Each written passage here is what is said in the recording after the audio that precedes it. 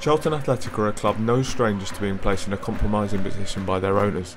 Most recently, the Addicts' supporters drove out former owner Roland de Châtelet following his dismal 6-year stint at the Valley. Now the South East London club are subject to being owned by Tan Hoon Nimmer's company East Street Investments, who have caused much controversy since their arrival. But in this story we'll be looking at how Charlton came back from the brink of extinction, lost their beloved home the Valley, but how they managed to return back to SE17 7 years later.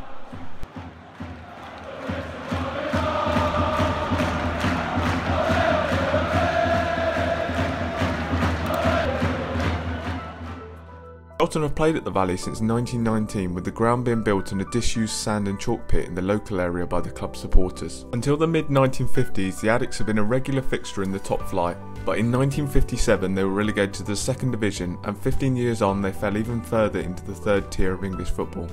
This long stint away from the top flight was a huge financial blow for the club, and by the early 80s their troubles came to a head. Charlton Athletic's 79-year existence was teetering on the brink of extinction. The Addicts have fallen into serious financial trouble, and on March 8, 1984 the club was given until 5 PM to save themselves. But in a dramatic turn of events, in an 11th hour move by a consortium of supporters, the club was purchased and the South East London club was saved. But the following year the new owners were unable to keep hold of Charlton's beloved SE7 home, with the club being forced to up sticks and relocate for 7 long years. With the club not having the funds to improve the Valley and meet new safety requirements, Charlton agreed to groundshare Selhurst Park with Crystal Palace. Despite the turmoil, the Addicts managed a dramatic turn to the top flight whilst playing away from their original home. In 1988, the ownership of the club proposed returning to the Valley. In a bid to return there, supporters helped clean up the ground in South East London. However, the large terraces were no longer seen as safe or desirable. So at the beginning of the 1990s, the fans proposed to rebuild the ground completely, but plans were rejected by Greenwich Council.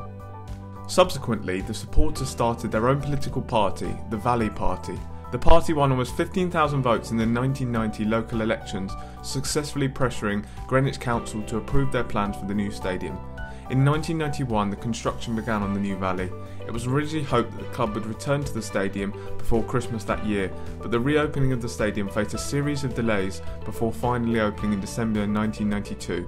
On an emotional day, Charlton defeated Portsmouth 1-0 to christen the new look Valley with a win.